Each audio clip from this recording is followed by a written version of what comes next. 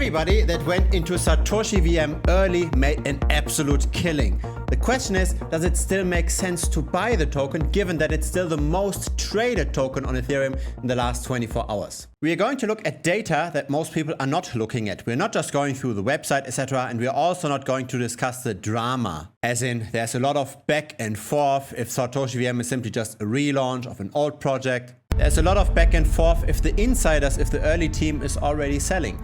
We are going to look at data that really matters. Are we still seeing a lot of purchases? If you went in early, you could have bought SAVM for a bit over $1. But since the all-time high, we already went down by more than 70%. Still, in the last 24 hours, SAVM is the most traded token on chain. So that's the trading excluding the centralized exchanges like MEXC, where you can buy this as well. The token piqued our interest when it was still at $6 roughly. This is when one of our tracked influencers, Thor Harvickson, bought the token. So we had a bit of a discussion in our premium Telegram. And again, we can see very often how popular influencers can impact the price. After the purchase for $6.63, on the same day, he sold for $7.04. And then 3 days later for $9.76. So this is our approach in premium, right? We look at the smart money, we look at the people that move prices, and we buy with them. Now the central question is, are we too late? Some smart money has already exited,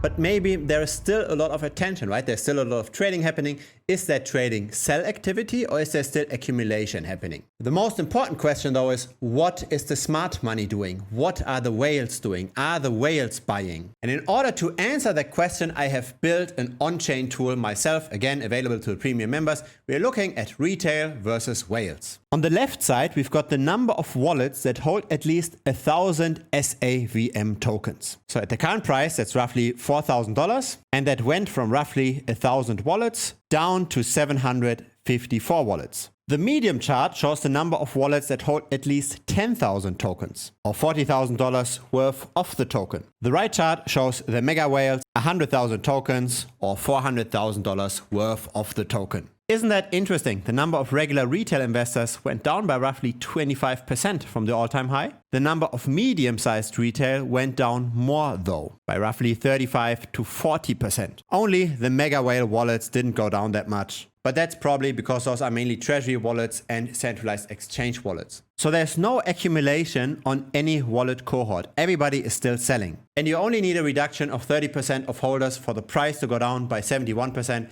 That's simply the leverage due to liquidity. The big $1 million question is, of course, if the sell pressure can reside while the tension can stay up, and if then at some point there will be a flippening.